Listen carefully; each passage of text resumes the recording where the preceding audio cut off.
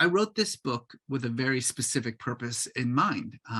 I believe that every American and every Iranian should know the name Howard Baskerville, and that name should be a reminder for all that these two people, these two peoples have in common with each other. I have a hope, and maybe it's a little absurd, but my hope is that his heroic life and his tragic death can serve in both countries as a model for a future relationship, one based not on mutual animosity, but on mutual respect.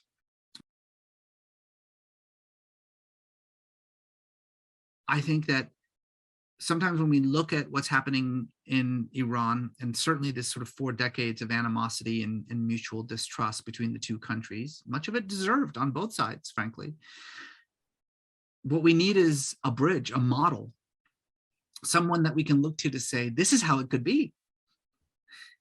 I really feel as though part of my goal in writing this book is not just to make sure that people remember this name that so many people have forgotten in the last 100 years, but also as a way, as a kind of a clarion call to remind Americans in particular that we can once more be a nation of Baskervilles, right? That we can think beyond foreign policy and governmental concerns and understand people to people what we all have in common, and that we all have the same desires and the same hopes and wishes and aspirations and the same struggles.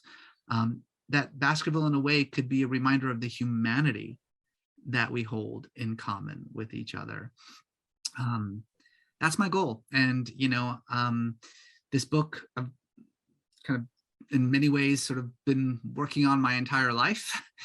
And now that it's out, I'm going to do everything I can. I'm going to work as hard as I can. I'm going to tell as many people and go every corner of this country, telling people about Howard Baskerville, because I think that we need to remember who he was and what he did.